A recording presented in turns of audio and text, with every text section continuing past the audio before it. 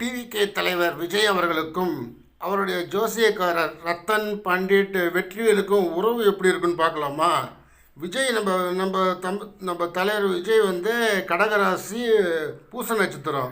அந்த அந்த ஆள் அவர் பேர்னா ரத்தன் பண்டிட் வெற்றிவேல் வந்து மீனராசி. ரைட், மீனராசி தான். இவங்க ரெண்டு பேருக்கும் உறவு வந்து பொதுவாக நல்லா தான் இருக்கும்.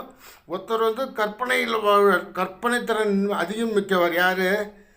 நம்ம மீனராசி ரத்தன் பண்ணிட்டு கற்பனை திறன் அதிகம் மிக்கவர். கடகராசிக்காரர் விஜய் வந்து யதார்த்தமான வாழ்க்கையை வாழறவர். ரெண்டு பேருக்கும் இணக்கமான ஃப்ரெண்ட்ஷிப் இருக்கும். இல்லை அது தொழிலாளி முதலாளி ஏதோ ஒரு உறவு இருக்கும், அதில் ஒன்றும் பிரச்சனை இல்லை.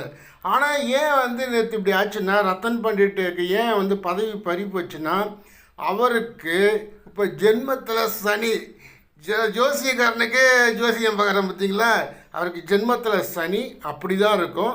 26ஆம் தேதி வருகின்ற 26ஆம் தேதி அவருக்கு வந்து குரு பெயர்ச்சி நடக்குது இல்லையா? குரு பெயர்ச்சி வந்து கடகராசியில் இருக்கார். கடகத்திலிருந்து மீனராசியை பார்க்குறாரு. அதனால் நல்லதுகள் எல்லாமே நடக்கும். திருவாக்கிய பஞ்சாங்கப்படி நினைக்கிறேன், திருவாக்கிய பஞ்சாங்கப்படி வருகின்ற 26ஆம் தேதி குரு பெயர்ச்சி நடக்குது. அந்த குரு பெயர்ச்சிக்கு பின்பு அவருக்கும் விஜய்க்கும் உள்ள உறவு வந்து நல்லா ஸ்டடியாகும். அவருக்கு வேறு பொறுப்புகள் கொடுக்கப்படலாம், கட்சி பொறுப்புகள் கொடுக்கப்படலாம், இல்லை வேறு பொறுப்புகள் கொடுக்கப்படலாம். ஜோசிகாரன் தானே சொன்னானே, ஏன் ஸ்டாலின் வீட்டில் ஜோசியம் பார்க்கறது இல்லையா? ஏன் உதயநிதி ஸ்டாலின் வீட்டில் ஜோசியம் பார்க்கறது இல்லையா? கம்யூனிஸ்டுங்களே இன்றைக்கி வந்து ஜாதக பொருத்தம் பார்த்து தான் கல்யாணமே பண்ணுறான்னு. ஒரு காலத்தில் வந்து சீர்திருத்த கல்யாணம் இல்லைன்னா ஜாதி கலப்பு திருமணம் பண்ணது கம்யூனிஸ்டுகள். இந்த தீக்காக்காரங்களே இன்றைக்கி வந்து ஜோசியம் பார்த்து ஜாதகம் பார்த்து தான் கல்யாணம் பண்ணுறாங்க.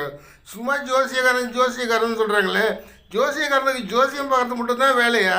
இப்போ எனக்கு வந்து அட்வொகேட், நான் ஐஎம் அட்வொகேட்டு, ஓகே, எனக்கு என்ன ஜோசியம் பார்க்கறது மட்டும்தான் வேலையா? எனக்கு அட்வொகேட் பொழப்பு இருக்குது, எனக்கு கணினி அறிவியல் எம்எஸ்சி எம்ஃபில் வரைக்கும் இன்னும் அறிவு இருக்குது. அதுக்கு ஏதோ ஒரு பொழப்பு. ஜோசியன்றது எனக்கு பிடிச்சவங்களுக்கு தான் மட்டும்தான் பார்ப்பேன். இன்னொன்று, நான் ஒரு சின்ன மிஸ்டேக் பண்ணிட்டேன். விஜய்க்கும் ஸ்டாலினுக்கும் உள்ள அந்த ஜோசிய உறவை வந்து சிம்மராசி இல்லையா ஸ்டாலின், இவர் விஜய் வந்து கடகராசி. ரெண்டு பேருக்கும் ஒப்பீடு செஞ்சு பார்த்து ஸ்டாலின் தோல்வி அடைவார்னு சொன்னேன். ஆனால் இந்த ரத்தன் பண்டிட்டுக்கும் விஜய்க்கும் உள்ள உறவு வந்து நான் அந்த ராசி ஜோதிடம் பார்க்கல. அதனால் வந்துட்டு கொஞ்சம் கவனக்குறைவாக விட்டுட்டோம் போல இருக்குது. இல்லைனா முன்கூட்டியே எச்சரித்திருக்கலாம்.